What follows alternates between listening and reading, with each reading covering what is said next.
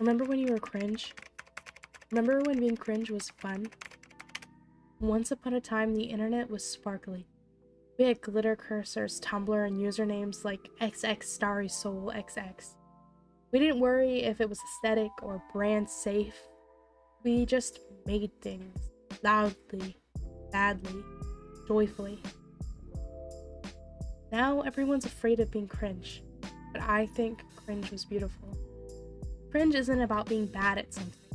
It's about caring so much, loving so earnestly in a world that tells you to be serious and cool about everything. It's the feeling of staying up all night to finish a fanfic no one will ever read, or crying over a character arc like they're a real person, drawing something less than perfect and posting it on the internet because you love it, and you wanted to share it with the world. It's embarrassing, and that's why it's honest. That's why it's so beautiful.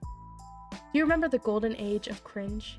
Neopets, Tumblr reposts, self-insert fanfiction, sparkly text edits, fan art of ships that only a handful of people shipped, posting your favorite heartbreak lyric just because your crush sat with someone else at lunch. We were all theater kids in the digital world, overly dramatic, painfully sincere, and completely unashamed. Everyone had an OC with main character syndrome and tragic lore. We'd post them with bios like, she's 17, she's a fallen angel, she doesn't trust anyone except you. But it was more than that, right? They were an extension of ourselves, a beautiful, cringe work of art that showed our love for humanity and for storytelling. And honestly, we meant every word. Every corner of the internet was somebody's bedroom wall, covered in stickers, photos, and dreams. Then one day the walls went white. The blogs disappeared, the feeds got cleaner, suddenly we had to curate ourselves. Likes replaced letters, algorithms replaced friends, and everyone started acting like they had been cool the entire time. But you weren't, right? No, I wasn't. No one is always cool. We all have a moment in our lives that shape us. And sometimes that process is messy. It's embarrassing. That's part of what makes us who we are.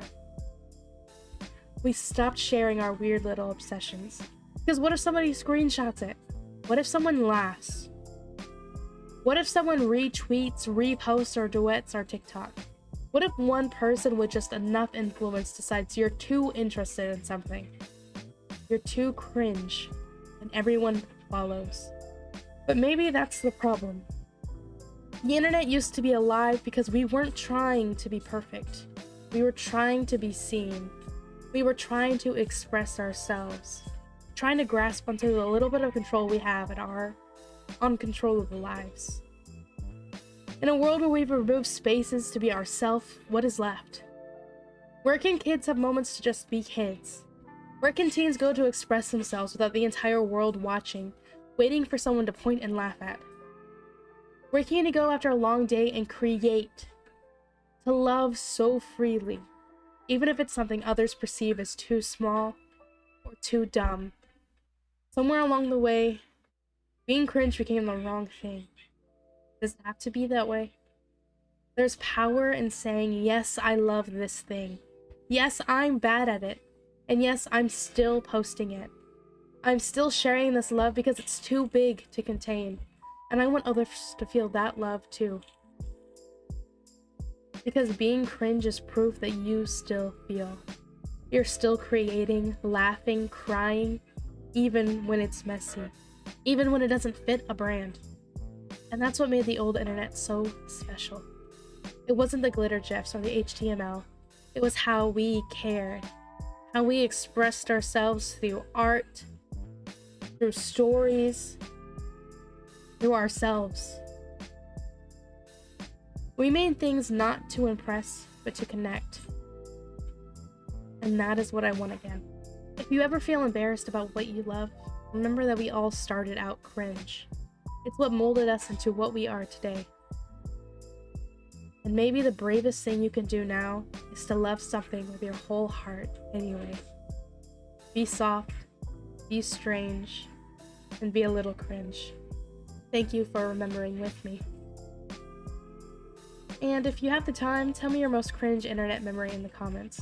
I want to read them all. And I will leave you off with a little cringe story of mine.